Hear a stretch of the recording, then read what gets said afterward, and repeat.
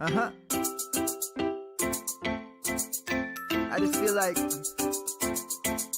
I've been around the block, ripping up fantasy stock, working around the clock. Look at the view from the top. Researching rookies a lot? No, I just be listening to pods. Yeah, one in particular, I'm just a messenger. Let me just pass on the rock. Browning, brunning, pruning, pronouncing ain't what he's doing. What he's doing is not losing, but infusing you with new things. And there's Dennis the Bennett, yeah.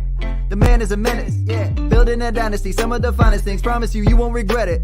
Sly as a fox, cultured in pop. Give him his props. Here is a thought, here is a box. And you cannot compare them at all, so don't even try. Careful with the news, but when you use a take, I take up Tony Fire. I mean Dyer, because anyone else is a huge mistake. Whoa, fantasy round table, fantasy round table. Yeah. Fantasy round table, come take a look at the crown, baby. Hey, fantasy round table, fantasy round table. Woo. Fantasy round table, come take a look at the crown, baby. Go.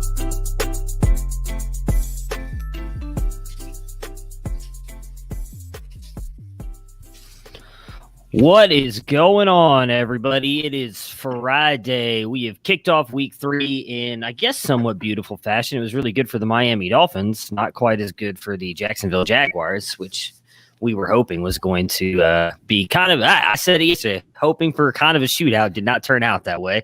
We got Dennis and Matt back with the us here, Minshew era comes to Friday. an end. How you guys doing? I know. Start getting ready for Trevor Lawrence, 2021, baby. Yeah, running ragged today, trying to keep up. No. Yeah, instead of a shootout, it was more of a shooting. But yeah, one side came prepared. One side left their guns at home. Yeah. I mean, yeah. It is what it is. Let's just jump into it. Let's talk about it. The Dolphins 31, Jags 13. As you mentioned, Dolphins really came prepared in this one. Dennis is rocking the IDP Army shirt for those of you who are not watching. For those of you who are watching, maybe can see it. I can't tell. On my screen, it's covered up by not prepared at all, so I can't tell if you can see it or not. But Fitzmagic comes through for you with 25 points if you ended up starting him. Myles Gaskin, 14. Parker, 11.9. Preston Williams, 8.7, and probably the most disappointing, in my opinion, Mike Gesicki, just 8.5 points. I was hoping for a big game from him as I swapped him out with Myles Gaskin. Really not much to take away from that, though. I mean, Preston Williams and Devontae Parker have both been producing at what you expect them to produce. Ryan Fitzmagic has one of his games, which you can expect every once in a while. The interesting thing here is Gaskin. He had a ton of carries, had most of the work, but was getting vultured down at the goal line by Jordan Howard. Your guys' thoughts on Myles Gaskin and this backfield for the Miami Dolphins? Well, I think he showed that they want to give him a shot this year to be the between the 20s guy. He's going to get most of the volume. Breida is going to spell him on passing downs, and Jordan Howard is the short yardage guy. I think it's a very Belichickian thing that Flores has going on there. He's putting people in their specialized roles and running with them. So I think for the most part, Gaskin is the guy to own.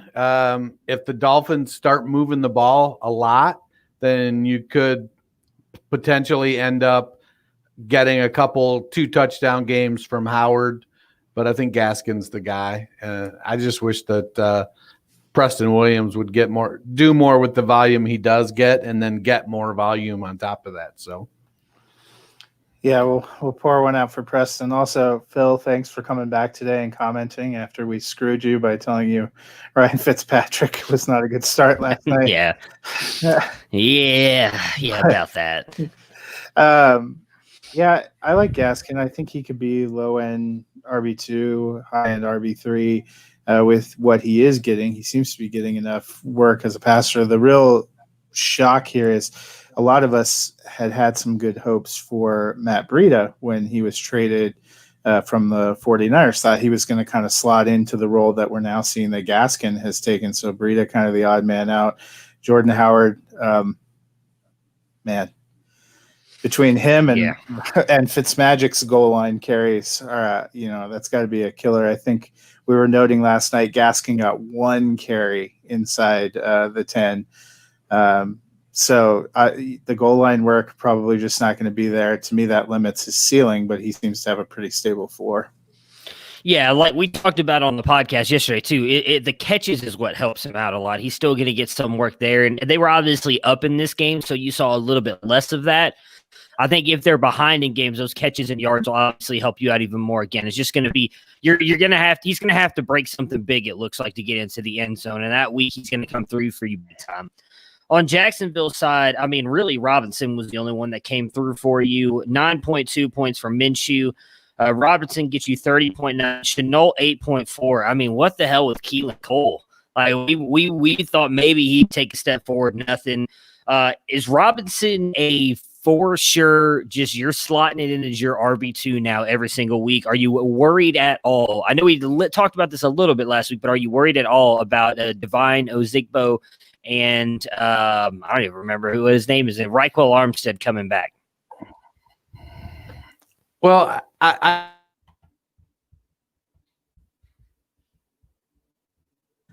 Dennis was so choked up about Divine Ozigbo and his potential loss of touches that he froze. But I like Robinson. I think what we saw, too, there was a question about what was Chris Thompson going to do being a passing back. Robinson was getting most of that passing work as well, which, for the same reason that you like a Myles Gaskin, he looks pretty good, except for he actually gets goal line carries. There is probably still a little bit of room to have some caution, because when 1 or 2 of those other backs becomes available, do 1 or 2 one of them end up in like a Jordan Howard type role coming in because because they want to just throw them in the goal line packs.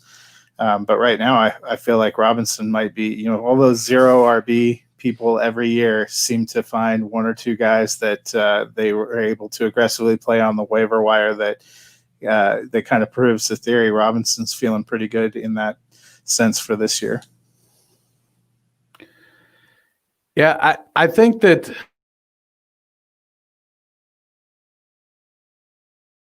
Man, it keeps freezing him right after that. They just don't. The fantasy guys do not want you to say anything about Divine Ozigbo here, Dennis. I don't know why. There we go. Now you're back. Let's see. am I back? Am I back? You are. There we go. There we go. Well, I think it's Robinson's job to lose, but I do think that he potentially could lose it quickly if Ozigbo or Armstead get in there and make things happen. I don't think the Jaguars have anything to lose. They don't look like they're going to be a great team this year. I think I picked them at 3-13, so it's going to be a long next 11. What is it? Next 13 games for them, if that's correct. But they're also playing at a really, really slow pace. So Jay Gruden has slowed that offense down compared to what it was last year, and that takes some of that wild card Gardner Minshew process out of it. So we'll have to see what happens with that. If they start getting behind, is Gruden gonna go quicker and pick up the pace? And we'll see what happens with Robinson. I like where Robinson's at and what he's doing. I unfortunately did not believe soon enough and roster him currently on 0 of 22 teams. Yeah, I think that's my biggest thing too. I didn't. I thought it was going to be Armstead or Ozigbo, so those are the 2 that I kind of went all in on. So for those of you that went in on Robinson, I mean, you've got a little potential league winner right now. With if he's going to continue to put up 30 points a week for a dude you got off the waiver wire, it's almost Philip Lindsay-esque from a couple years ago. You get Philip Lindsay off the waiver wire, there's a good chance you're going to the championship with the points that he's going to put up. All right, moving on to previews. First game up, we're going to do the Rams and the Bills. Both teams sitting at 2-0. For the Los Angeles Rams, what I'm going to give you guys is our consensus rankings. So is this include Ricky's ranking as well, Matt, or just the 3 of us? You're muted. Yeah, it's the consensus offer. Okay, gotcha. So these are the consensus rankings from me, Dennis, Matt Fox, and Ricky Valero of the Debbie Delight, who rank players every single week. So right now we all have Henderson at 32, Kupp at 12, Woods at 14, and Tyler Higbee at 4.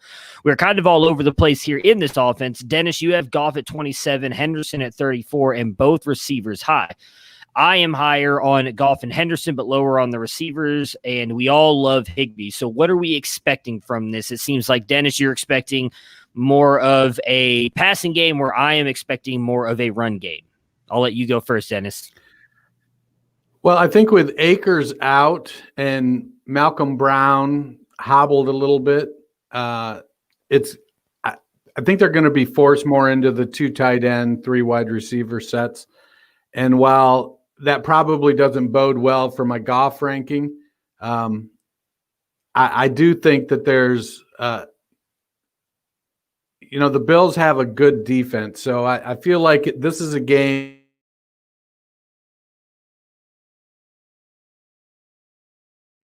Goff has opportunities. That's when he starts to make mistakes. So this could be a tough game for Goff there. Yeah, and I think I had the receivers a touch lower because the Bills have some strong corners. We figure whoever gets Tre'Davious White is probably going to be a little lower. I'm guessing that's going to be Woods, and I think that's why he's lower of the two. Because last week we all had Woods higher than Kupp. That's probably why he's lower. But I think Goff can still do well. He's been pretty solid this season. I liked what I saw from Darrell Henderson last week. Brown's off the injury report now because he's practicing in full, so he's not carrying a designation. So that worries me a little bit, but I thought there was a good chance that they're going to feed Henderson because obviously Brown was banged up. So they might be holding him back a little bit. And, Higbee has been killing it last week's three touchdowns at tight end caused me to get upended to my subordinate in my work league, which was spectacular. So I'm sure he's going to keep going. Yeah, I think for me that was part of the reason why I had the receivers a little bit lower. I do expect White to be on Woods. He's a phenomenal cornerback, so Kupp will probably get some play. But for me, the reason I shouldn't say assume, I think it's going to be more of a Higbee running game, is you do have Tremaine Edmonds and Matt Milano both coming in banged up in this one. Milano is questionable. I think Tremaine is as well, but from everything I heard on radio today, there's a lot of talk that because I have him in IDP. Yeah, that neither one may even play because of the injury, especially Milano with the hamstring. I think Edmonds has a better chance, but Milano, there's a real shot he doesn't play. So if they don't play, I think that opens the field up for Higbee, and I think it allows Henderson to run more. So I just for me, I think they're going to go more that route than necessarily passing, especially with as good as White is. I love Robert Woods, but I think White's going to be able to shut him down for the most part. So for me, that's just kind of where I came in ranking them. I still think you're starting all of them regardless. There's no way that you're not. For the Bills side here, we have Allen at 6, Singletary at 28, and Diggs at 23. Now, Singletary, I would assume, is going to get a bump from all of us. When we did our rankings, Moss was not ruled out. He was ruled out today. I didn't actually rank Moss when we did it the first time. I think that might be why I was the highest on Singletary. Yeah, I'm going to be honest. When I did my first rankings, because it was so late on into the night Wednesday, I honestly didn't even know Moss had a chance to miss. I don't think I had him high, but I know I had him ranked. Diggs has looked phenomenal. I guess my key thing here is, or I guess how high are we bumping up Singletary? It's going to be all him. We know that Allen's likely going to steal some goal line work, but it's going to be Singletary's turn to just have the ball to himself. Well, by some goal line work, do you mean all? I think he'll get like 9 out of 10 carries. Singletary will get 1, I'm sure. He'll get the full Myles Gaskin, is what you're saying. Yeah. I think he's gonna. This could be a TJ Yeldon game. Just kidding. Okay, Singletary. Tell me more. No, it's going to be a Singletary show from the running back position. But against the Rams, they're going to have to. Allen with his rushing game and his ability to avoid tacklers, I think they're going to get him moving, and that's going to allow, John Brown to get more involved. Diggs is going to get his, I think, in this game, but it'll be the secondary receivers. Can they do something? Because Singletary, there's a reason that TJ Yeldon doesn't get any play. It's not because Singletary and Moss are elite. It's more because, he's clearly not. And I think for me, I'll probably bump him up a little bit, but I'm still saying low end RB2, even with Moss out, because even with him and Moss both in there, he was getting more of the work, and that hasn't really mattered. They've seemed to be more focused on passing. John Brown had been, we mentioned yesterday, had missed some or limited in practice with a foot. He practiced in full today. He's off the injury report. Knox is out, but I think they're still going to use those three receivers. And even though some people wanted to argue it was a little bit of a fluke that Josh Allen ended up taking a lot of the rushing touchdowns last year, he started out doing the same thing this year. I just don't, I think that limits probably to kind of like what we saw with Myles Gaskin a little bit. Before we pick the game, John Brown or Cole Beasley, you think has the better games? I do expect Jalen Ramsey's probably going to match up with Stephon Diggs most of the time. So would you? I mean, me and Matt have obviously talked about it on the Monday shows. John Brown has been able to carve out that role opposite Diggs, which kind of has been surprising for us. So would you guys think that Brown has that chance? Even with, they have a decent secondary. You think maybe it's more of like a slot player like Cole Beasley? Well, I could definitely see Beasley or even Knox getting involved if Edmonds and Milano are out. So that may be an area where they do attack is in that short area with Milano and the Bills. I thought we were talking. Oh, that's right. Yeah. Damn it. All right, Matt, to you. And Knox is out. He is officially out. Oh, I see. I didn't even know that. Yeah, Dawson Knox is out with a concussion. I don't think I realized he had that situation going on. Yeah, I think it's going to be. Yeah. He just got ruled out yesterday, or early this morning. I saw it because I have a roster in a few places. I still think it's Diggs, Brown, and then Beasley, but I think we've seen all of them be involved, which is another reason we weren't sure they could keep three receivers involved. It's seemingly come at the expense of the running backs, which is something. Which is one of the reasons I'm not too quick to just vault Singletary right up there. And, Diggs probably will get matched up on Ramsey. We've seen Ramsey play the Cowboys. It did not matter. They were actually throwing at him. I'm not sure it will matter a ton this week either. It only mattered against the Eagles because they fundamentally don't have receivers. Well, I'm hoping for Beasley because, as you know, my Devontae Adams issues, he actually ended up on the waiver wire today, so that's why I picked up to replace Devontae Adams. So here's hoping Beasley, you can come through for me. It's probably better than Willie Snead.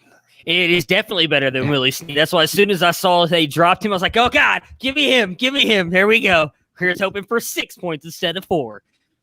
Who you guys picking, the Rams or the Bills? Taking the Bills at home. I think I went. Yeah, Rams. I'm going Bills. Sure. All right. I wish I could remember. I think I went Rams. Las Vegas Raiders versus the New England Patriots. Very surprisingly, the Raiders coming in at 2-0. Patriots, I think, obviously could be 2-0. Really got stopped on that just amazing play on the goal line. It sucked for Cam Newton. But for the Raiders side here, the best two guys we have ranked, Josh Jacobs coming in at RB4 and Darren Waller tight end 5. We are split on card, though. Me and Dennis both have him in the QB3. QB. Yeah, I got you.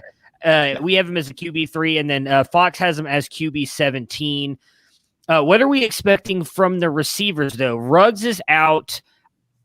I hate to say this because I am very big on him, and I feel like I've been saying this for the past 2 weeks, but I kind of feel like this is trending toward a Bryan Edwards game.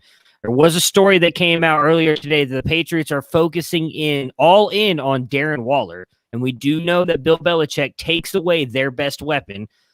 you could argue that's Waller or Jacobs. I would think they're going to try and take away Waller and force Carr to beat them. So could this be an Edwards game, or are you just expecting it? I mean, you're starting him like as a hope and a prayer, but just kind of your thoughts on what you think offense is going to do. Well, is Belichick going to use Stephon Gilmore to take Waller away?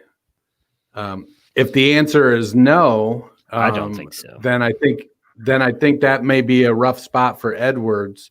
If Edwards gets matched up against Stephon Gilmore, while he's got the size edge on him, Gilmore is just so good and so experienced that I think it would make for a rough night for Edwards. Then you end up, so you've got Zay Jones and Nelson Aguilar as your other receivers. So I mean, they've been I don't know. So Yeah, they have. Because and part of it, I think, is because they've been afterthoughts because teams have had to focus on Ruggs' speed. So, whether he's getting a ton of targets or not, that speed is a legitimate weapon and has to be accounted for. Without that speed out there, we know Aguilar has shit for hands. Zay Jones has never produced consistently at the NFL level, much to my chagrin. And Edwards, being in his third game after missing a good portion of last year in his senior season in college, it could be a rough game for the Las Vegas wide receivers. It's if Waller can't do something, it may very well be a tough game for those receivers.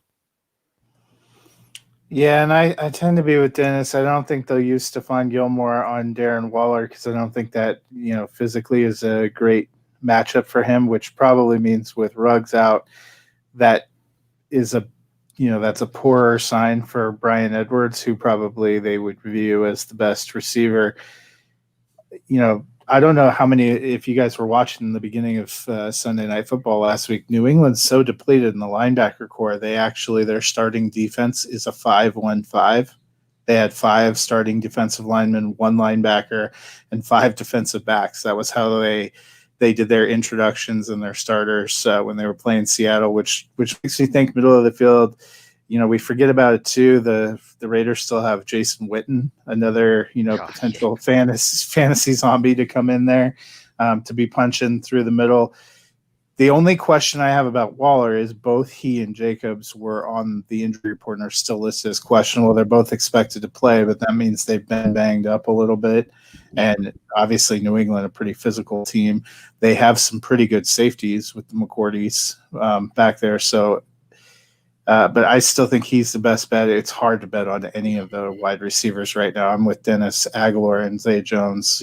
Good on them for getting touchdowns early in the season. Still leaves me feeling a little cold.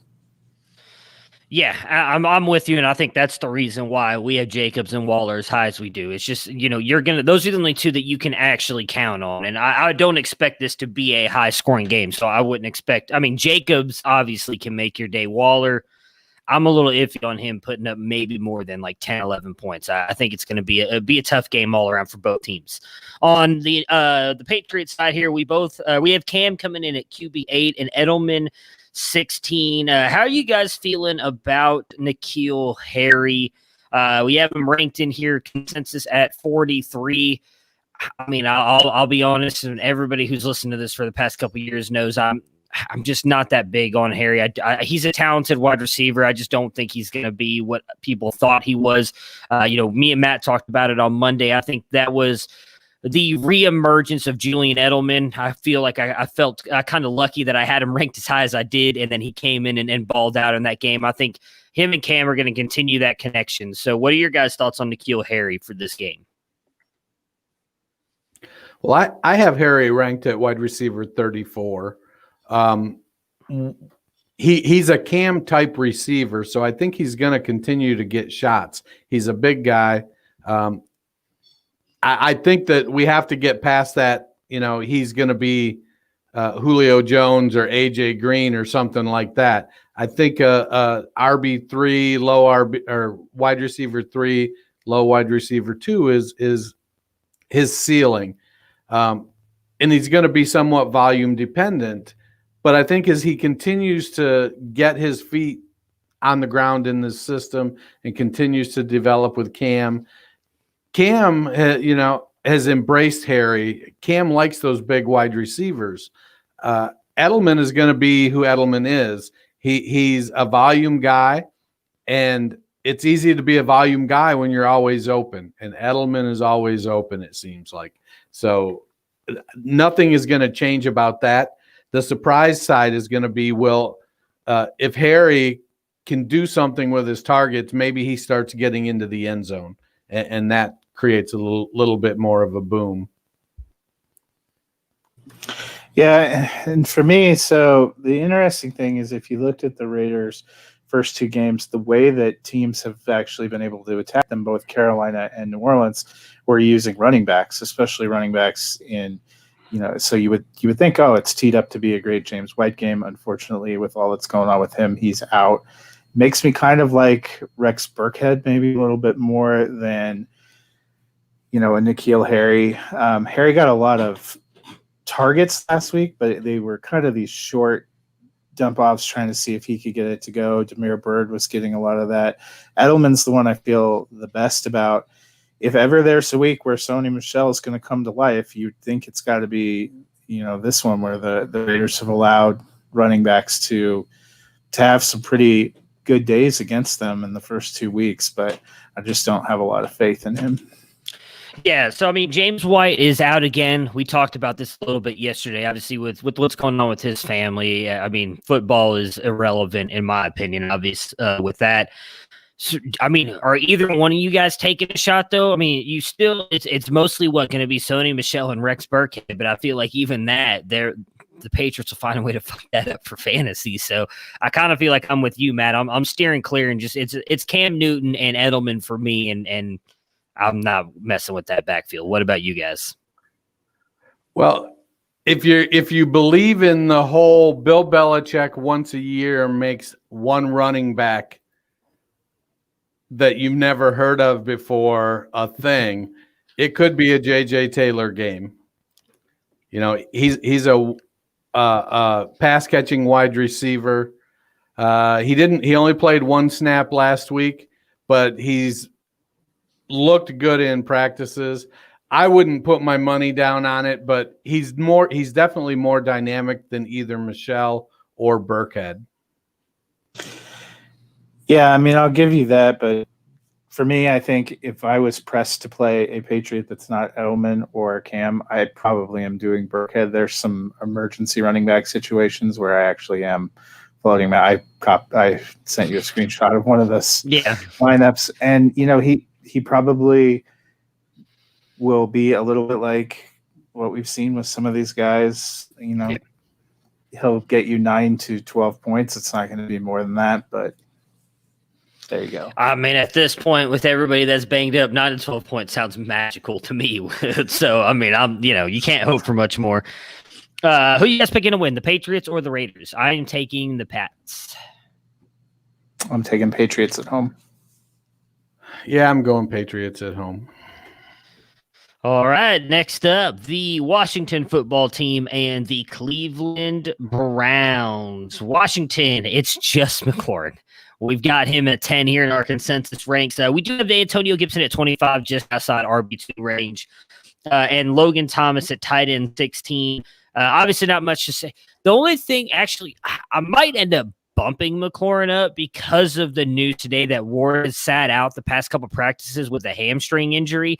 That was the reason why I ranked McLaurin a little bit lower. Denzel Ward, locked down AJ Green the week prior. I thought, he got beat on one play with Marquise Hollywood Brown, but outside of that, he played pretty good against him. I think Ward's one of the better cornerbacks in the game, but him having a hamstring and possibly missing this game is going to be big for McLaurin. The interesting thing is Antonio Gibson, I guess. What are your guys' thoughts on him? Because the Browns have actually been surprisingly really good against the run this year. They pretty much held Baltimore in check. They did the same thing with Joe Mixon on Thursday night. The one thing we did not expect from this Browns defense to be good against the run. They have shored that up. So your guys' thoughts on Antonio Gibson? I think if you have Gibson, he's probably a borderline RB3, RB2-3 flex play for you. He's shown the explosiveness, and I got to believe that Rivera and Scott Turner are going to be scheming ways to get him get the ball in his hands. I'm looking real quick here, but I'm pretty sure that he dominated the touches last week, or the snap count from the running back position. Yeah, he did, and that was probably the most encouraging thing in week 2. We didn't see Barber vulturing as much. So I think if you're looking for a flex player, I think you can throw him in there and look at a good potential for upside. He could possibly go off. He could get you 15 carries for 90 yards and a few passes. Wow, that's bold going Pats and Survivor. The Raiders are not quite that bad. I kind of feel the same. Gibson, not a terrible option, kind of a flex option. Look, Washington is a low-volume offense. They were last year. They appear that they're going to be that way this year. Thomas has gotten some targets. Steven Sims, who I had hoped might have a better season, he's been banged up, hasn't really gotten totally involved. It was encouraging to me to see that Gibson wasn't getting replaced by veteran running backs as much, but you still see McKissick mixing in there. You still see Barber sometimes mixing in there. He has the same kind of threat to me of like a Gaskin or a Singletary, that somebody's going to come in and take a goal line carry away from him, which is a bummer. But he definitely, they liked him because he had that explosive potential, and that's something they've got to get opposite McLaren if they want to keep growing and if they want him to continue to thrive. Otherwise, he's going to end up with 4 defensive backs on him, and it's going to come down to can Gibson handle the pass blocking? So McKissick played 44% of the snaps to Gibson's 65. We know Gibson dominated the touches, but McKissick, I think, did a little better in the passing game as far as just raw catches. But Barber only played 1 snap. So I guess I'd have to dig deeper, as my moniker says there. I didn't have much time to get myself prepared. So I don't know if they just didn't have any short yardage / goal line attempts to put Barber in. Yeah, they got dominated pretty handily in week 2.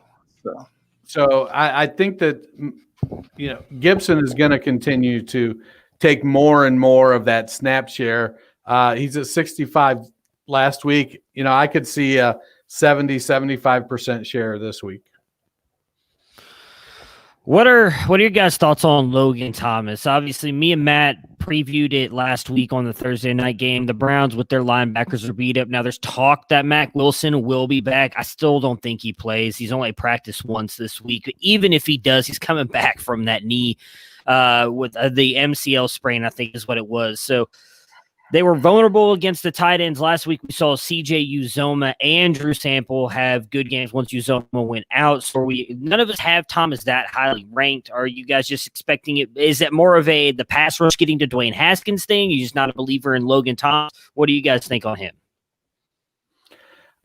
I just think we need to – it's a low-volume offense, and while Thomas had 9 targets last week, he only had 26 yards on 4 catches. So it's all close to the line of scrimmage stuff that he's getting right now. They just have to continue. He's got to continue to play. He's played 91% of the snaps. So it's his position. He's the starter unless he craps the bed over the next couple weeks. It's going to be he's going to start the rest of the season, and he's going to get the volume. It'll just come down to, can he develop enough consistency with those touches that he gets? to me, I need to, he's in that 8 to 16 range where he could be tight end 8, he could be tight end 16. Anybody could, and it could be only 4 or 5 points that separate them. So and I need to see more on a consistent basis before I'm comfortable putting him up higher. Yeah, and that's kind of it for me. I think Cincinnati was moving at a much faster pace, getting a lot of snaps. We talked about Burrow threw it 61 times in that game. I don't think any of us imagine Haskins throwing it 61 times. They're going to want to be slower. They have a better defense, than Cincinnati, at least up front. So they'll probably be able to hold. This could be a lower scoring game. The question I had Thomas at 14. He got 9 targets last week. I had him and Sample and Dalton Schultz, 3 of those kind of out of nowhere tight ends, tightly packed, 14, 15, 16 for me, just, right on the upper end of tight end 2 range. You look at what Sample did, that's probably a good one to bring up. He had like 7 or 8 catches, but only 30 or 40 yards. Uzoma got a touchdown. So if Thomas gets a touchdown, he could easily go into tight end 1 territory for the week. But kind of like Dennis said, he could get a lot of targets and a lot of short catches and end up with, 7 catches for 40 yards. That's a borderline tight end 1, maybe a high end tight end 2. That's where I probably feel comfortable. How many points do we think Washington is going to put up, and how are they going to do it? Yeah. On Cleveland's side, we have Chubb coming in at RB13, Hunt at 21, Odell at 20, and Landry at 27. Are you guys worried at all about this run game going up against this very tough defensive front? Their linebackers and their defensive line are arguably one of the best in the league. What are your thoughts on Chubb and Hunt? I think they're going to do well. It's, Washington hasn't given up a ton of fantasy points to running backs. But I think part of that is that they're fairly easy to pass on as well. So I think I would expect, Chubb at 13. I'm not sure if I have him actually higher than that or not, but yeah, all 3 of us ranked Chubb at 12, and Ricky had him at 20, which is why he dropped a little bit. So we were all like right there on the cusp of RB1.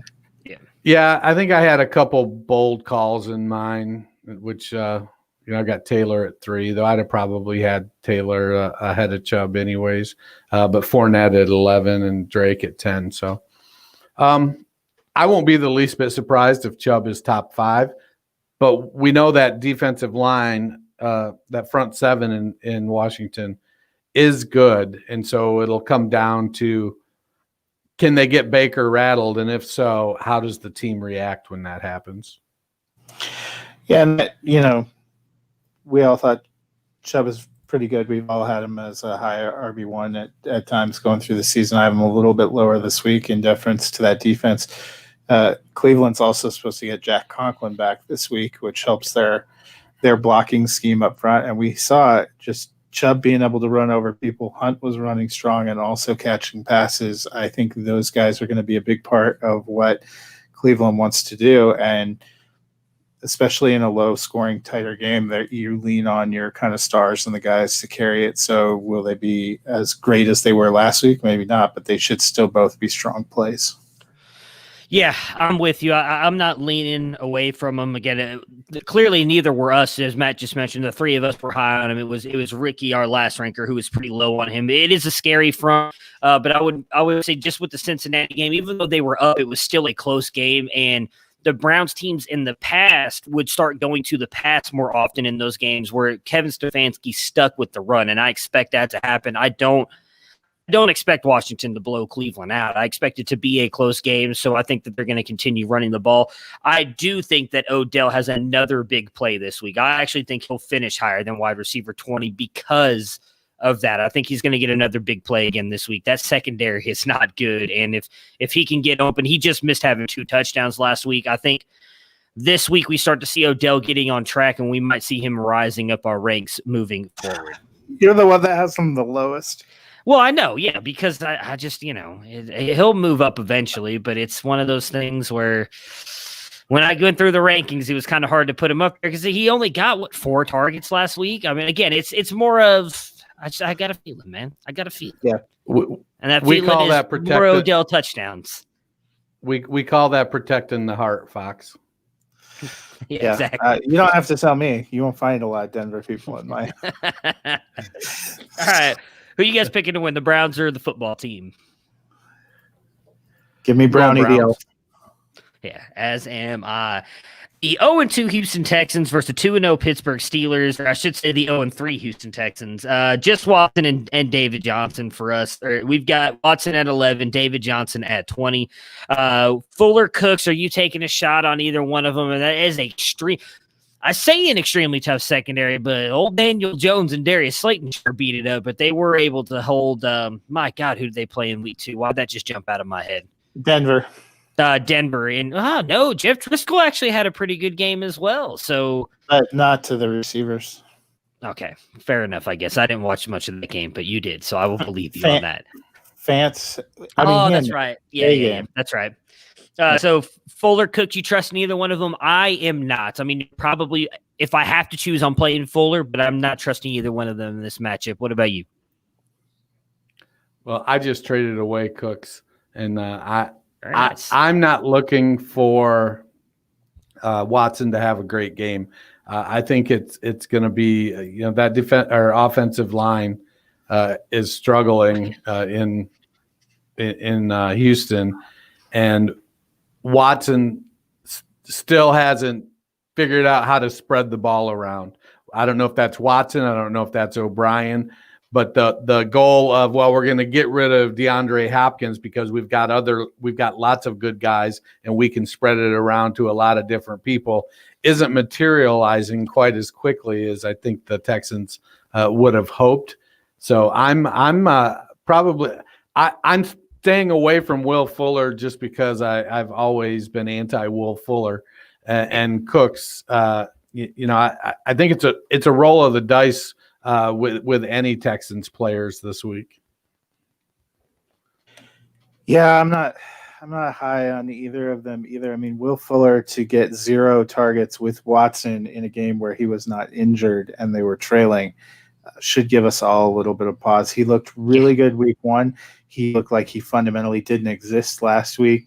Cooks didn't do much week 1, was a little better last week. They got Randall Cobb involved. I think they're also using both of their tight ends. And I watched the pressure that Pittsburgh has been putting on the last 2 weeks and thinking about the offensive line that's mostly a rumor in Houston. I think that's what hurts Fuller and to some extent Cooks because they're guys that you're going to go to down the field. Fuller isn't likely the guy that's running the 2-yard cross over your face. Yeah. And does Watson have that much time? I think we all have Watson up a little higher because we think there's a good chance he might be running for his life. Yeah. Oh, yeah. I think it's better than a good chance. On Pittsburgh side, we got Big Ben Roethlisberger coming in at QB 10, James Conner at 13, Juju at wide receiver 7, and Deontay Johnson at wide receiver 22. We've seen 2 good games out of Chase Claypool, which I don't think any of us on here expected. Has he become flex worthy for you guys? We all have him down at wide receiver 50 in our consensus ranks. Well, I definitely think he's pushing hard for that. I think you can start him with as much confidence as you could start, Will Fuller or Brandon Cooks, or let's see, Will Fuller or Brandon Cooks, whom we've already talked about.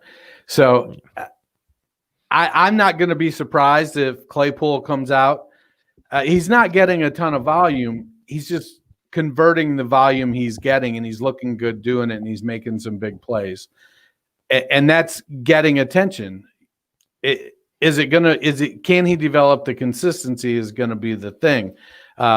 He's typically, when he's in there, he's playing against the 3rd, oftentimes 4th defensive back, so he's not getting the best coverage guy.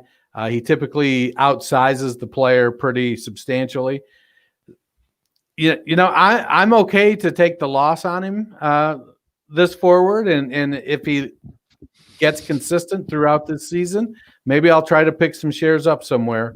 But right now, if you got him, I think if you're looking at a 2 running back, 3 wide receiver, 2 flex lineup, I think he's definitely in consideration for that second flex spot.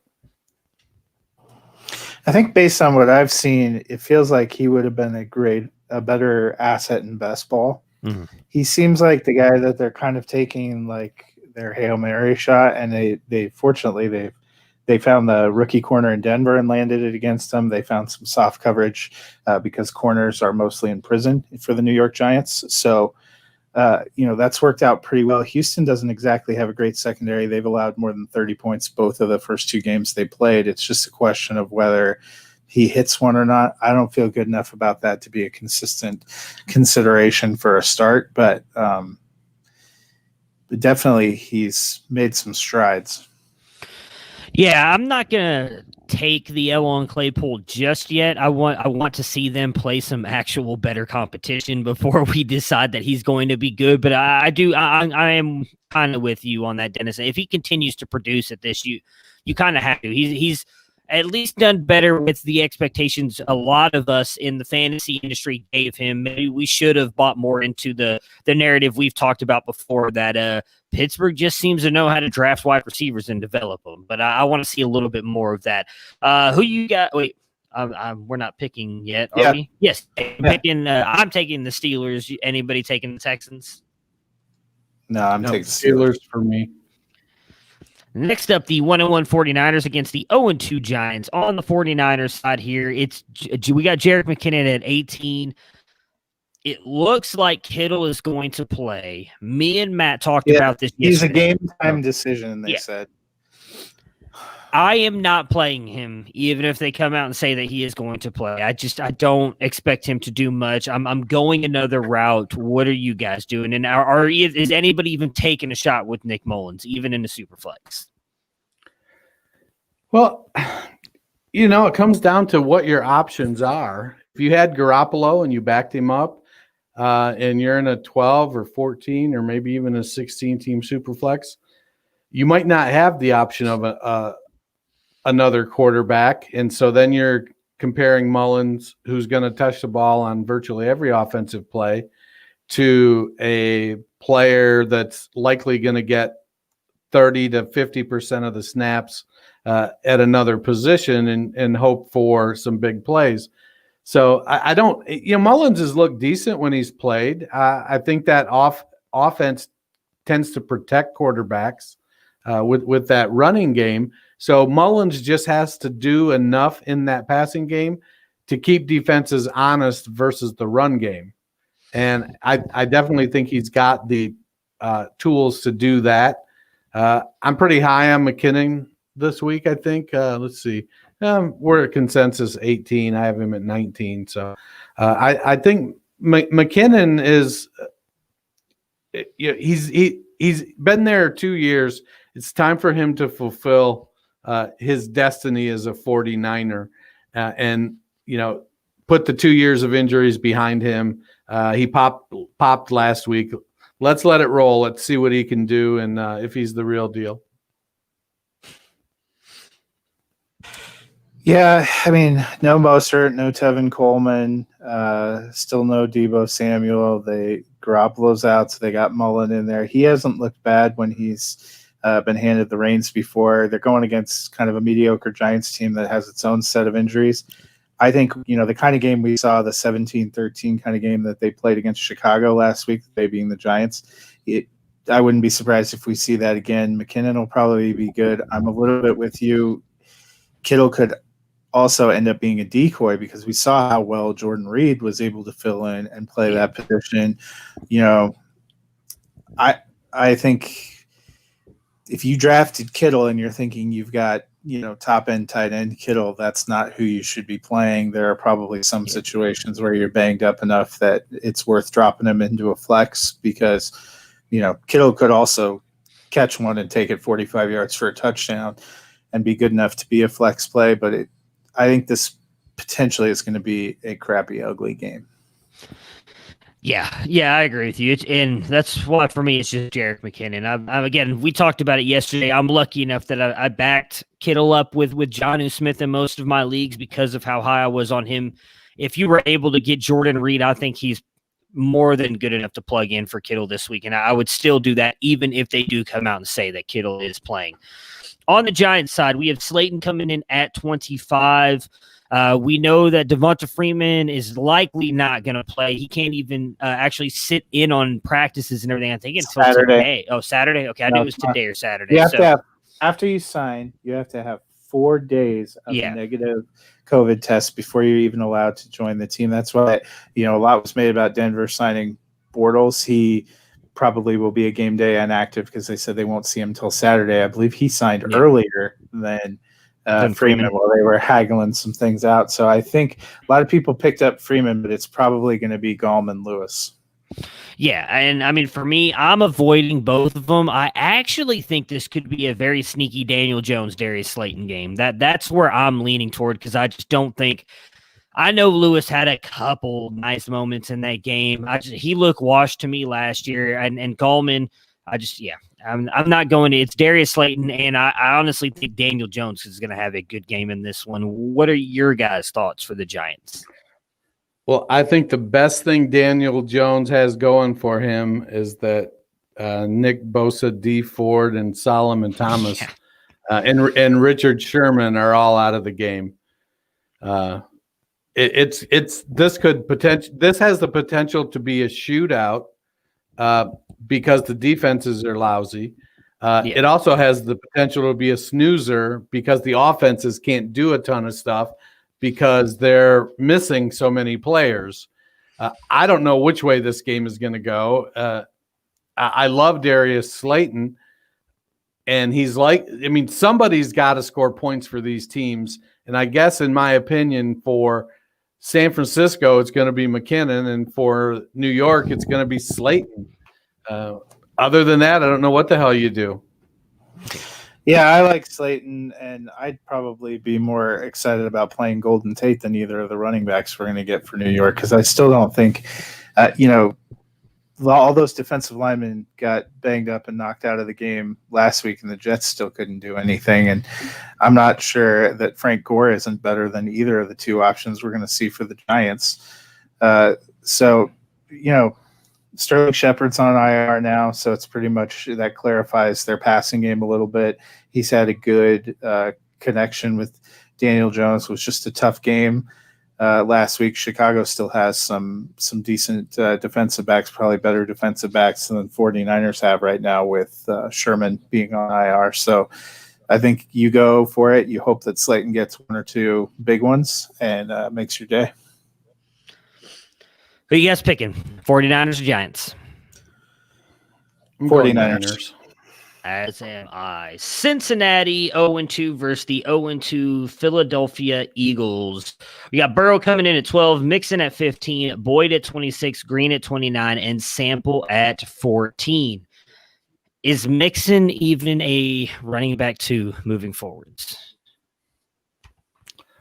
Moving forward, yeah. Tell us about this trade as well. But continue with your thoughts on Joe Mixon. Oh, I'm sorry. I wasn't looking at someone the screen. made a big trade, but he didn't put the details. So tell us about the big trade. But while we're waiting, tell us your thoughts on Joe Mixon. Well, Mixon is clearly the 70 guy to Bernard's 30. And the team learned last year when you get Mixon going, he does well. The team does well. I don't know if Zach Taylor is just playing this, look, I've got some new things and I want to try some different stuff. But the reality of the situation is they need to run schemes that allow Mixon to get the ball because he can break tackles. Let's just have him breaking tackles 2 yards past the line of scrimmage instead of 2 yards before the line of scrimmage, and he'll be productive. They've got a lot of good pieces, they just need to gel. AJ Green still shaking off the rust. I don't think he'll be what he was 3 years ago or 4 years ago, but he's a quality wide receiver. T. Higgins is coming on. Tyler Boyd, I think, is the one that they want there. If I'm a fantasy owner, which I am, the guy I want to play in Cincinnati is Tyler Boyd. Auden Tate, John Ross. Nope, it's Tyler Boyd, AJ Green, then T. Higgins. Yeah, R.I.P. Auden Tate definitely isn't the guy you I want know. to see if he can even get past the other Michael Thomas. Mixon, I think, still you have to consider him in the RB2 because he's going to get because he's getting volume both as a runner and targeted as a passer. He just hasn't done a lot with it. I think where we have to moderate our expectations is, in the offseason at points, he was a pretty high-end RB1. A lot of people took him there. I just am not seeing that developing. I've liked the way Burrow looked. I think our friend Ricky was really high on Burrow coming in, being the rookie of the year. He definitely has looked pretty good through 2 games. I think he's doing pretty well. And I'm with Dennis. I like Boyd the best of the receivers. And it's going to be interesting to see if Green starts to cede more to Higgins as we go through, or if he looks closer to kind of the volume he was getting week 1. You forget week 1, if he doesn't get that weird offensive PI call on the touchdown, he looks a lot better maybe than where he looks right now.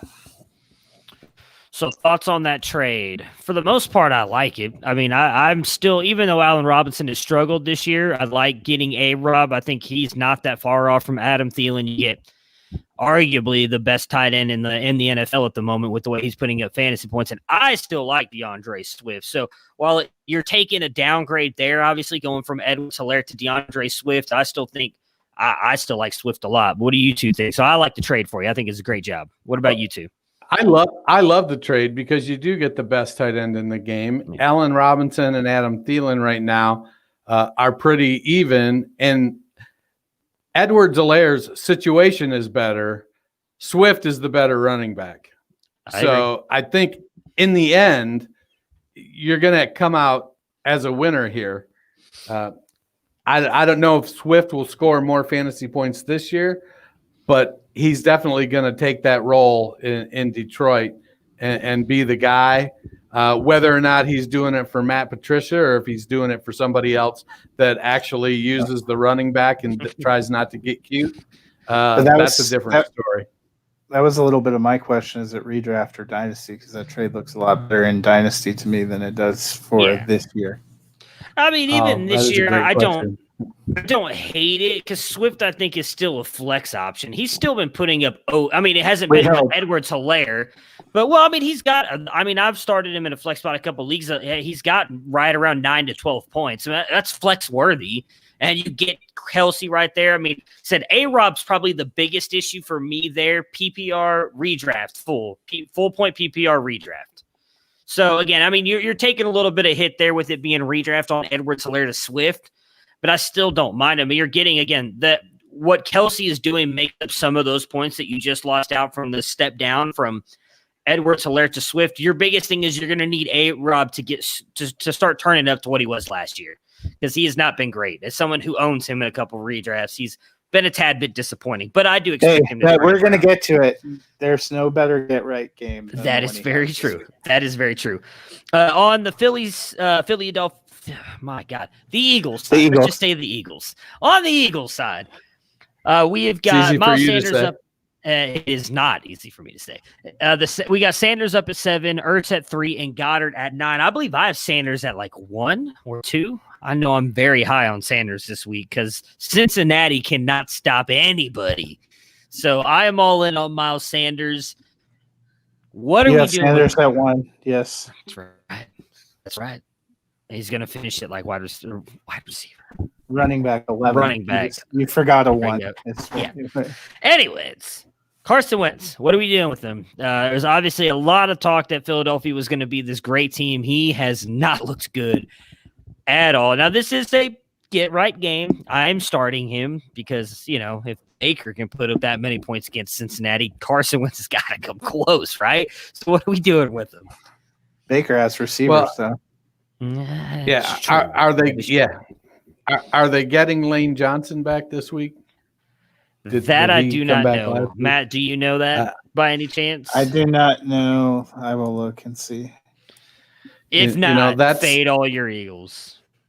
It's kind of they've had more trouble with the offensive line, I think, than any team since Cincinnati last year. It's he was back. He played 97% of the snaps last week. So Lane Johnson is back. It ends up, can that offensive line start to gel and give Wentz opportunities to make plays? He doesn't have much to make plays with. That's why I actually have Ertz at 2 and Goddard at 4 for tight ends. I think Wentz needs to prove he can be consistent, and he's not. He's a mid to low end QB2 right now.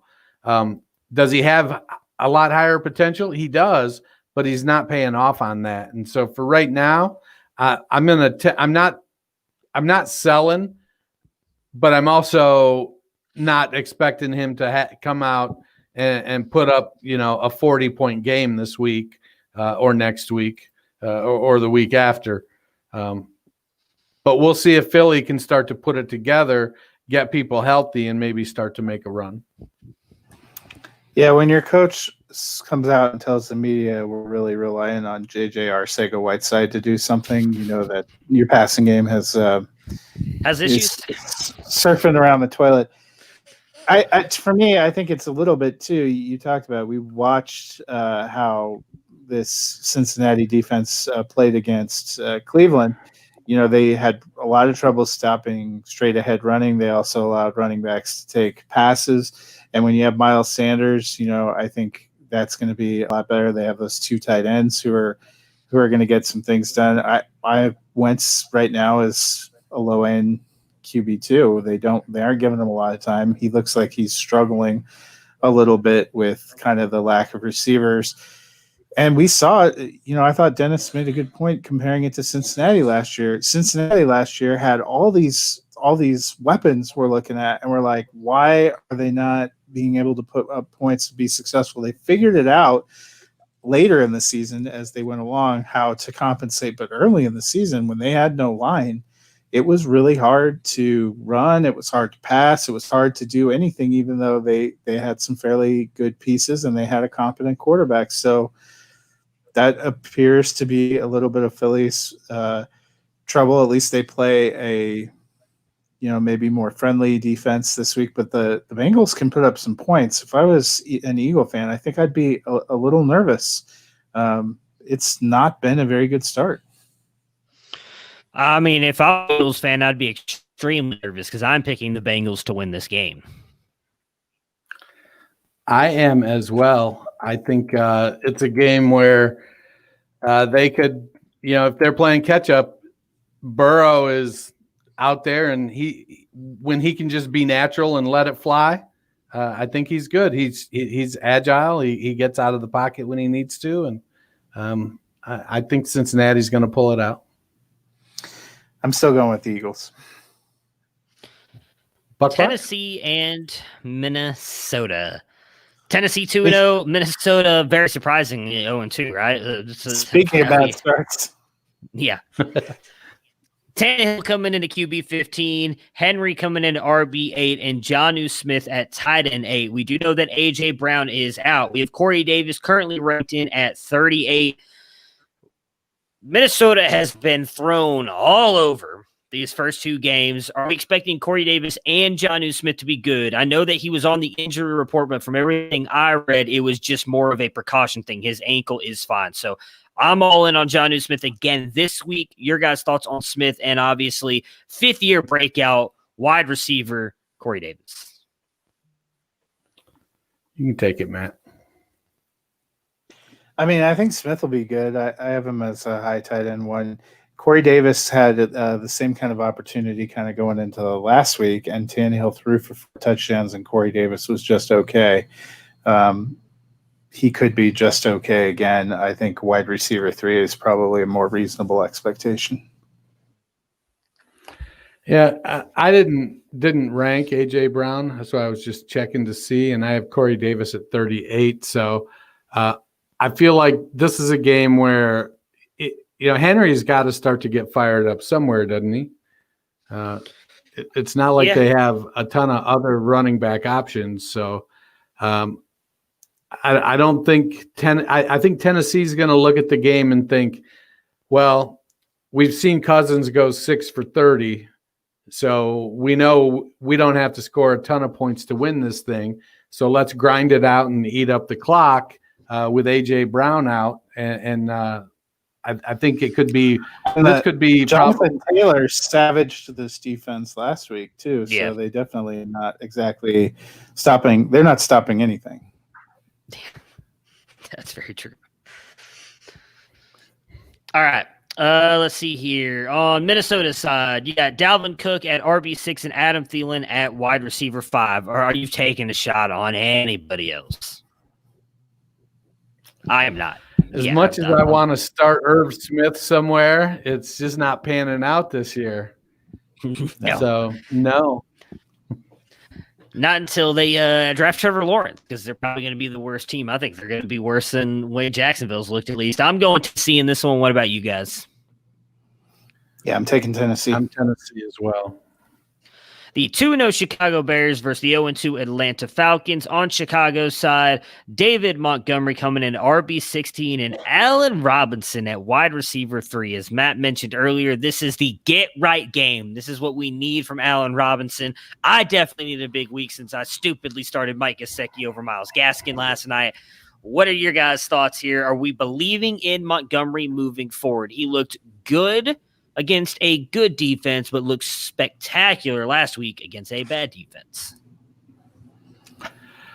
I think Montgomery is who he is. He doesn't have long speed. He hops around a little too much in the hole, and he's going to get what's blocked. So as long as that offensive line can create a hole for him, Montgomery's going to have some good games. He's a good receiver as well. He's a nice all-around back. So I like Montgomery on the low end, mid to low end running back too. I think it's easy to buy into. He kind of is.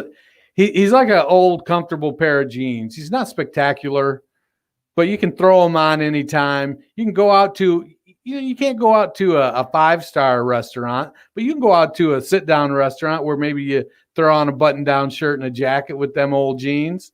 It's kind of David Montgomery. Yeah, I was encouraged that he's getting passing work too. Tariq Cohen has not been a huge factor the first 2 weeks, so I think it's a really good sign about the confidence that they have in David Montgomery and that he's healthy going forward. I'm excited to see what he does against a much weaker defense. Well, you know that classic coaching front office move. You sign your receiving back to a contract extension, then don't throw the ball to him. Yeah. That's just classic stupid Chicago. Yeah, that's all our Chicago fans just logged off because we gave them PTSD. Yep.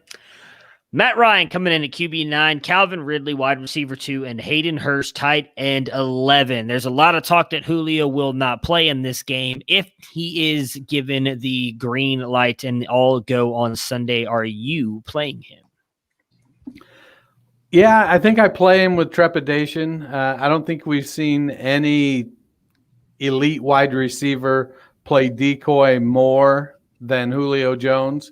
Hold on, your cat's going to make me sneeze. But I do think it does certainly start. It does feel like that the roles are changing in Atlanta and that Ridley is the one. Julio's still super productive, catches a lot of balls, gets open, gets a lot of yards. But I think you start Ridley comfortably and Julio. You expect him to be Julio unless we hear more news that he's just not getting around or he gets sat. I think you still got to play him. I can't imagine that you've got 3 wide receivers and 2 flex players better than Julio Jones.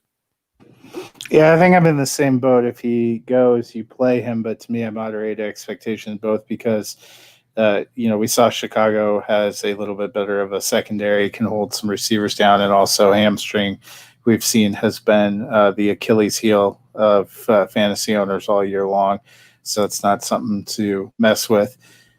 But, we figure Atlanta pretty much all year seems like they're going to be down or struggling and having to go score points. They can never score enough points. They scored 39 points last week and lost. So, I think their offensive pieces, that's going to be great for fantasy. It's not good if you're a Falcon fan, but it's great for fantasy.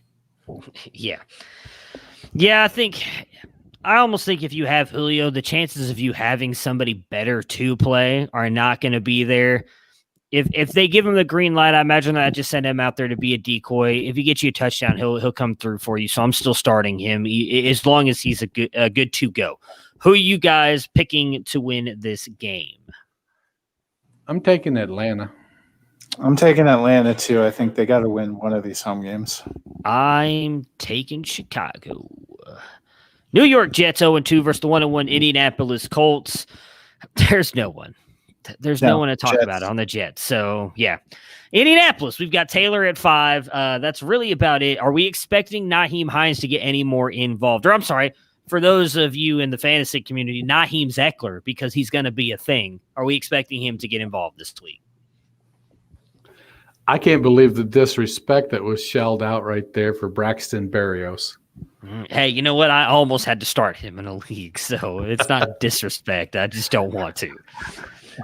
Yeah, I agree. I think with Nyheim Hines, he's good at what he does. Unfortunately, Jonathan Taylor is good at what he does too. And so when you have, I'd love for Hines to cut out a consistent role. I think it's going to be spotty. And if you're starting Hines, it's because you're saying, well, do I go Nyheim Hines or do I go Braxton Berrios? And that's kind of the decision you're making. In that case, you go Hines. Because Taylor's shown him that he can catch the ball, and we know what a beast he is running it. And I don't think that. Well, let me rephrase this as I sit back here. So we know Paris Campbell is out, so Hines may soak up some Paris Campbell touches. It's going to be Pittman and T.Y. Hilton on the outside. So, as I talk through this, I think he's probably flex worthy now that I say that out loud. I think he may move out to the slot a little bit more. Yeah, I think we saw the 49ers last week were able to use all three of their running backs and mix them in. A lot of success getting passing touchdowns and work on the ground. I think both running backs could have a decent day. The Jets are not a very good team, and I think the strength right now in the Colts offense, given what we've seen from Rivers, is those backs and maybe some tight ends. Looks like Doyle's tracking toward playing. Be curious to see what the split is with him and Mo Alley Cox, because that was one of our questions is, could Cox have a role going forward? And if you look at some of the teams that have, if you look at the way San Francisco played against the Jets last year, it was running back and tight end kind of dominating them. And those are good signs if you're a Colts fan. Anybody taking the Jets? Nope, not even their mothers. Yeah, all right. Carolina 0-2 versus the 1-1 Los Angeles Chargers. On Carolina's side, we've got DJ Moore coming in here at 15. Mike Davis at 28. Now, he did look good in his spell of CMC in that game. What are your guys' thoughts about him going up against this Chargers defense? Well, I think he'll be productive. I just interviewed Jeff Hasseley from Football Guys for my Saturday Evening Post article, and he's a Carolina guy. And his expectation is that Davis is going to put up about 45 to 50% of McCaffrey's production in fantasy points, and that Reggie Bonifant is going to probably put up about 30% of it. But between the two of them, they're not going to achieve 100% of Christian McCaffrey. So overall, you should expect a reduction in numbers, and that's kind of how he thinks it's going to be split.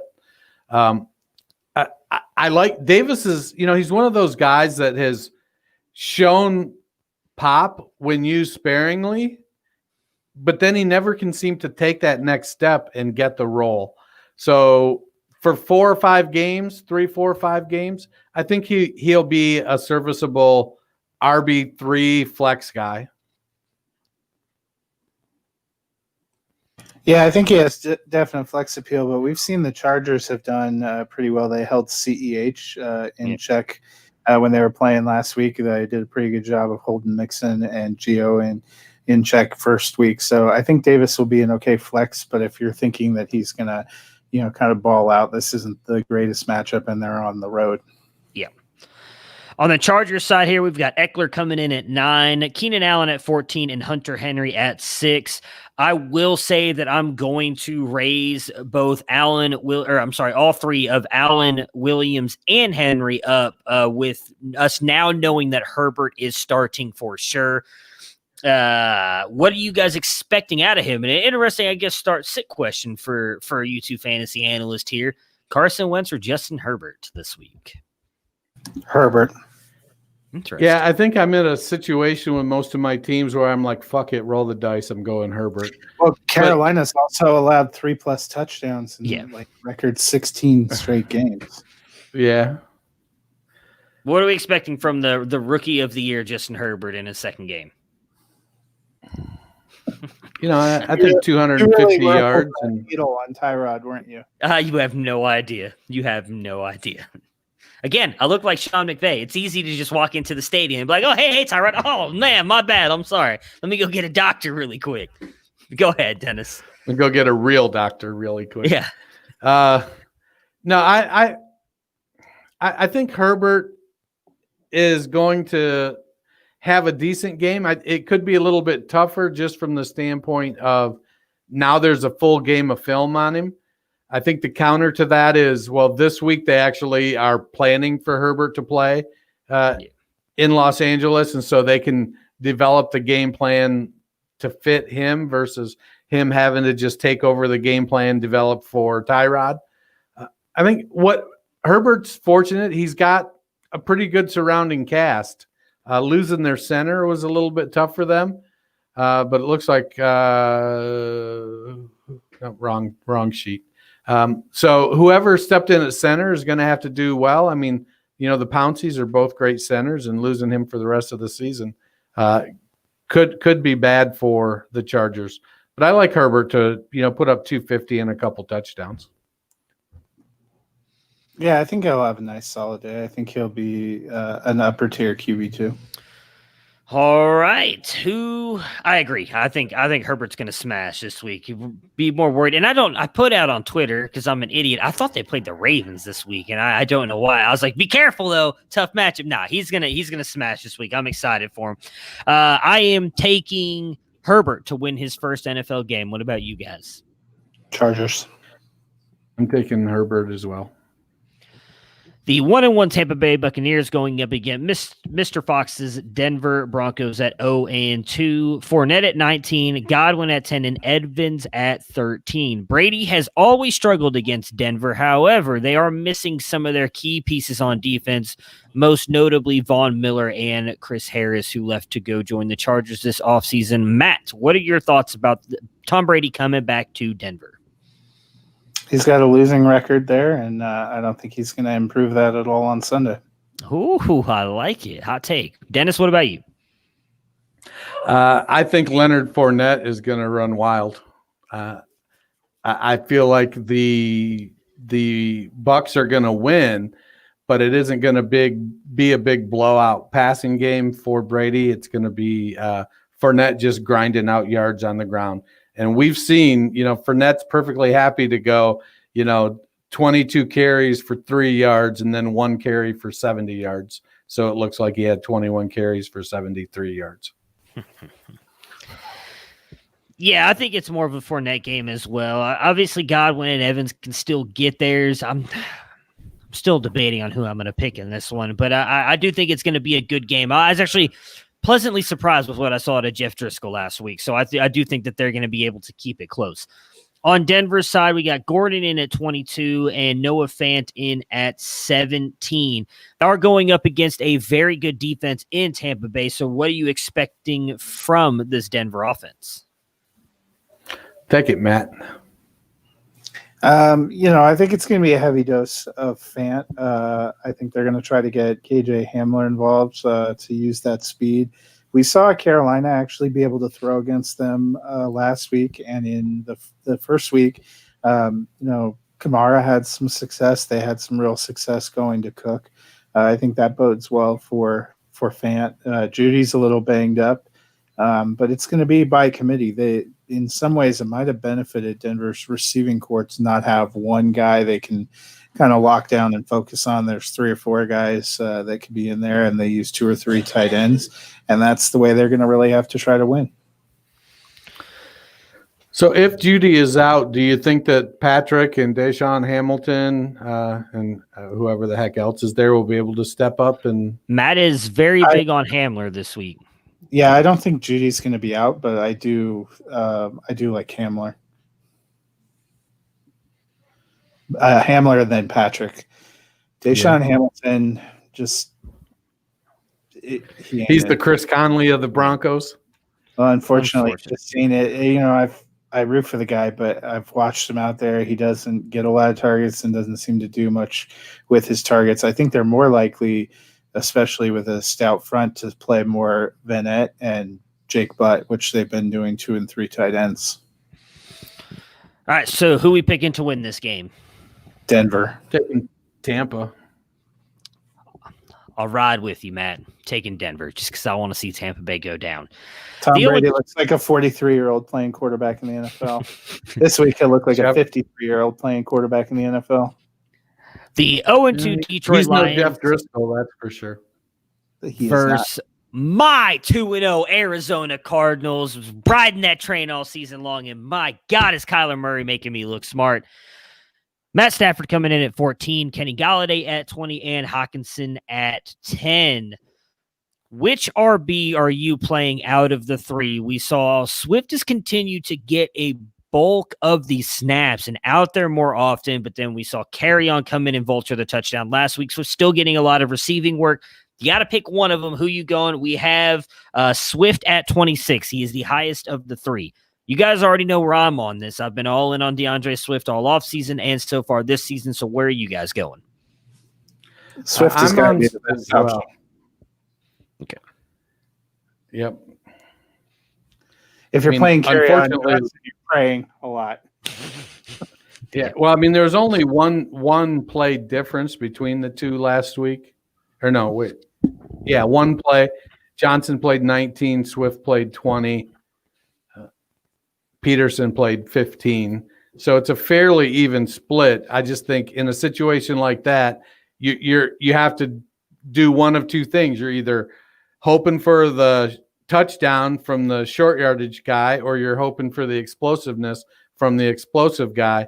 And I think overall, I like Swift's chances a little bit better. On Arizona's side, we got Kyler Murray coming in at QB3, Kenyon Drake at 11, and DeAndre Hopkins at 1. This is the highest we've seen Drake so far this season. He has not had a good start to the season. Do we have him ranked this high due to the matchup here against Detroit? And are you guys worried about Chase Edmonds, who has looked good? I've got him ranked up there because of the matchup. Detroit's just got an awful defense. Yeah, and I'm the lowest of the 3 of us. I actually had Drake at 19, and I have Edmonds at 27. It still feels like they're splitting to me. Yeah, I'm with you, Dennis. I think Kenyon Drake, the matchup is perfect. If he's going to have that game, it's going to be this one. I think Kenyon Drake, if you watch the games, I've been watching Arizona's games, he doesn't look bad. The problem is Kyler Murray is running the ball so much more this year than what we saw out of him last year. He did not run the ball as much.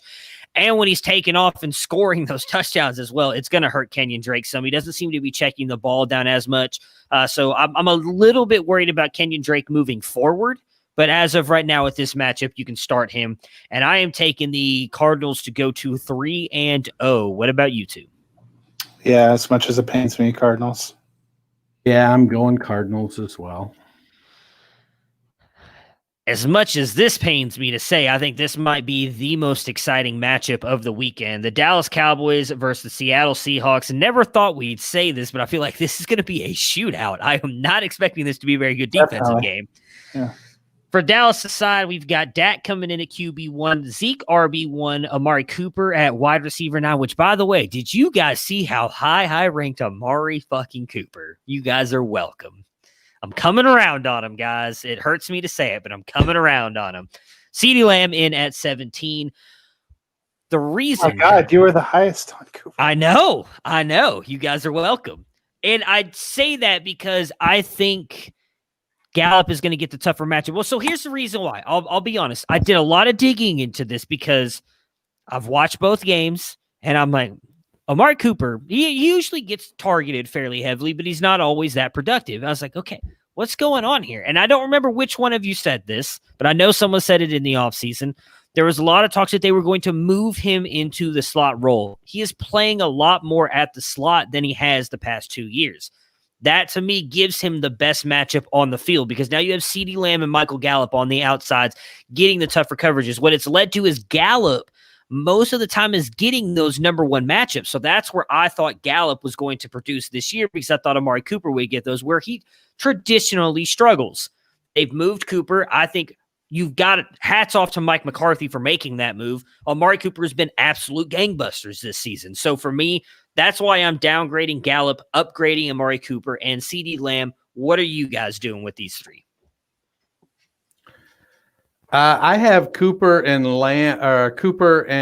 Gallup pretty close together, like right next to each other at 20 and 21. Okay. I do think that there's going to be some explosion coming from that Dallas offense, and I think it's coming from CeeDee Lamb. I have Lamb at 4. I think it's going to be a high-scoring game. Zeke is my RB1 this week, and Lamb is my wide receiver 4. So I'm in on him. Yeah, I guess for me, Gallup just seems like the odd man out, so I have him a little bit lower. And it seems like in the clutch that Dak is looking for Cooper, Ezekiel Elliott, and Lamb.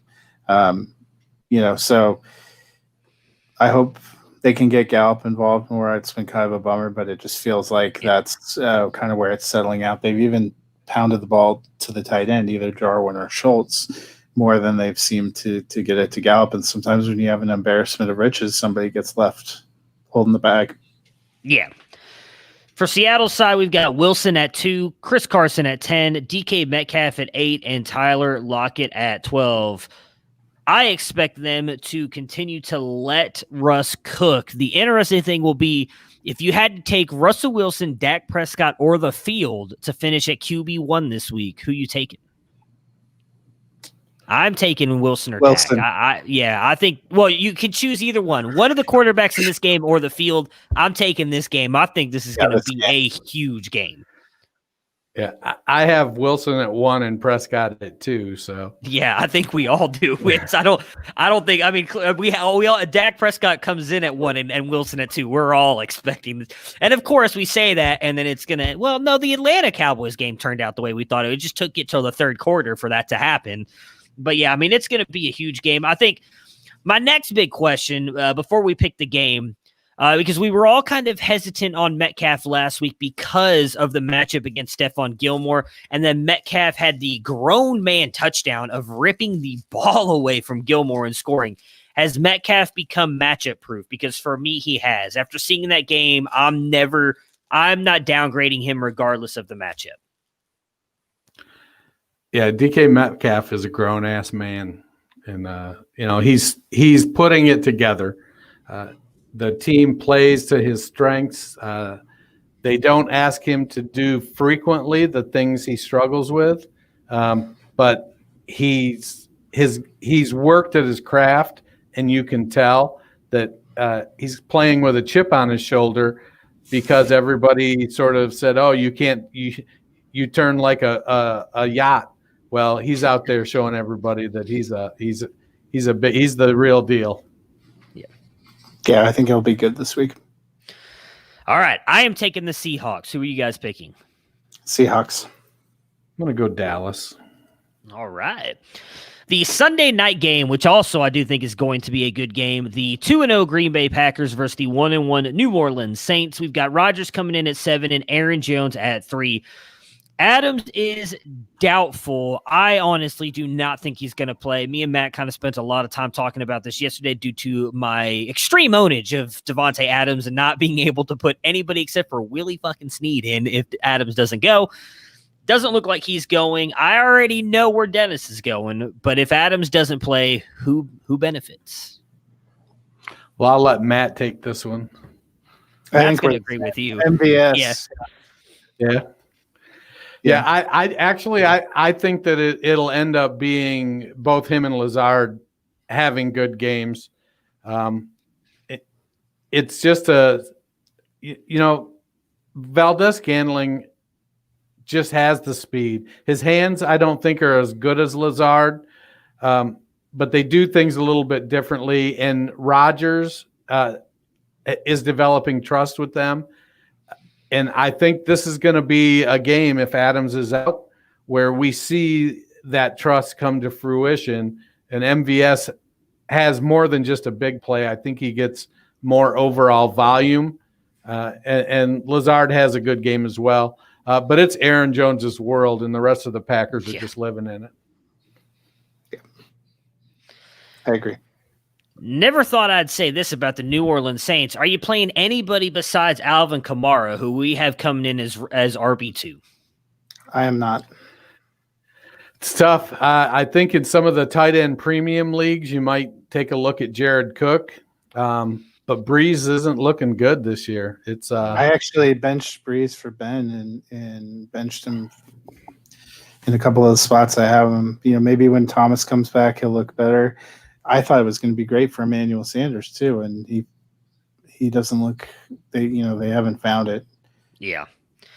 I mean, I'm hoping they will. Obviously, all three of us picked him to make the Super Bowl, so we're hoping they turn it around. But, it's not looking good in New Orleans right now. And I am taking the Packers to go to 3-0. What about you guys? Yeah, I'm going Packers. Drew Brees, I can't quit you. I'm taking the Saints. Hey, I'm one of us is going to go down with that shit. If I can't, I'm bailing already. We're going to do mid-season picks, by the way, and redo our Super Bowls. Trust me, the Saints aren't going to be there. I'm just kidding. I'm just trying to help my wife get back in front of me and can pick them. I got you. Well, I'm going to be honest. I don't even know if these are the teams that I actually picked. I'm just kind of picking them as we go. I probably went Saints watch. I'm just covering all my bases, I guess.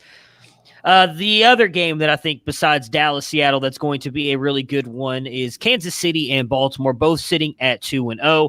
For Kansas City's side, we have Mahomes at 5, CEH at 12, Tyreek Hill at 11, and Travis Kelce at 2. What are you guys expecting out of CEH? Again, Matt mentioned it a little bit earlier when we were talking about the trade with Swift, and I'm sure I believe Dennis touched on it as well.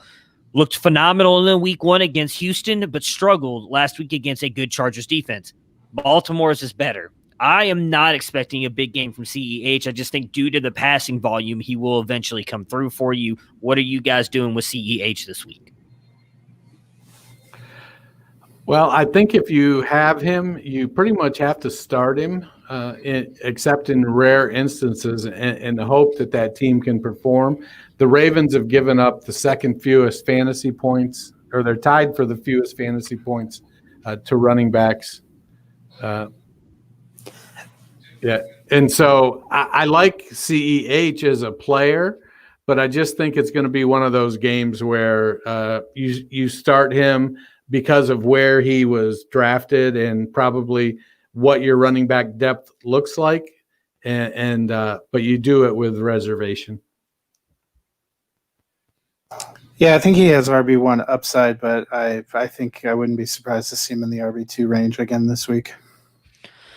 For Baltimore, we got Lamar coming in at QB4, Mark Ingram, RB24, Marquise Hollywood Brown, wide receiver 24, and, of course, Mark Andrews at tight 1-1. We saw Hunter Henry have a very good game last week with Justin Herbert there at quarterback.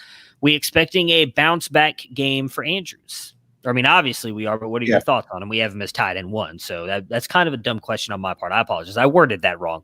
What are we expecting for a bounce back week in Mark Andrews?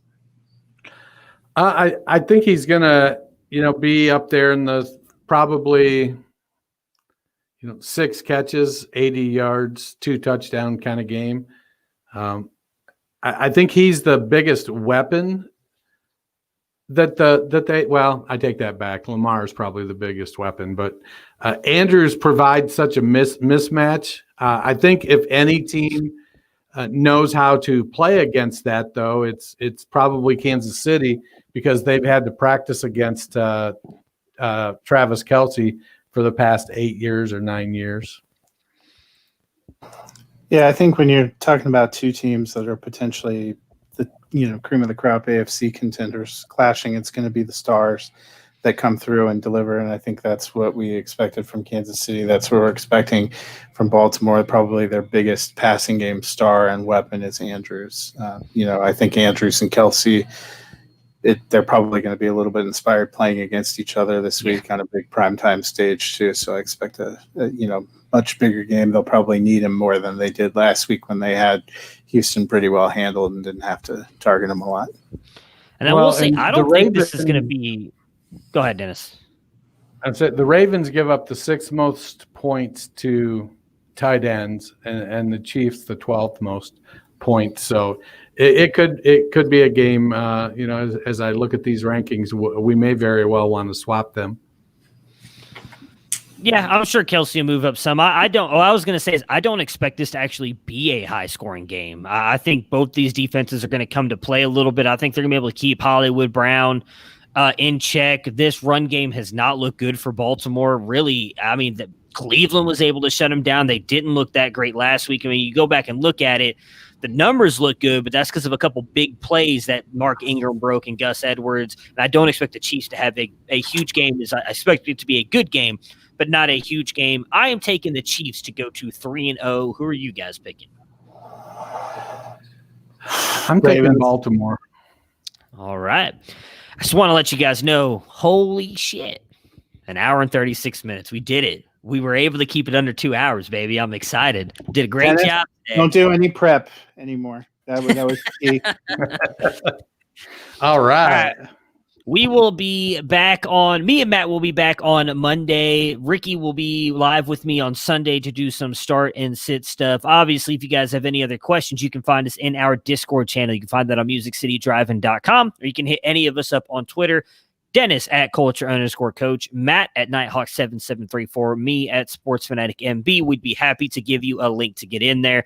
I did forget to put the pop-up on here if you're watching live. So if you're still watching or if you're listening, we are partnered with Thrive Fantasy. You can type in promo code GEEK, enter $20, get $20 back.